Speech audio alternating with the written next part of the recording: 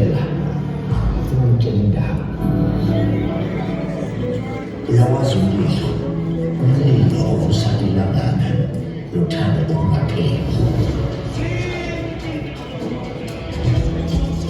You see, it was this game that turned boys into giants.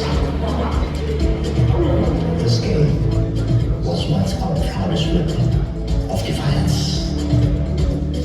When our history was still written in black and white, football refused to listen when it was told to keep quiet. We had powerful names that must never grow old.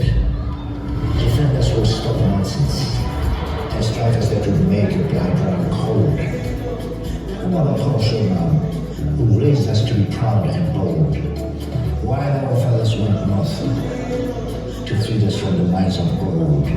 Through all this time, ibhola laze lishile, sikhule nalo, kasi to kasi.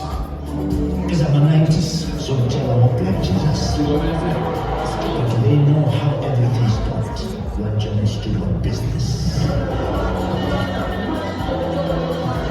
Uyamkhumbula Oscar Mosport, who dazzled before all watching Mojo.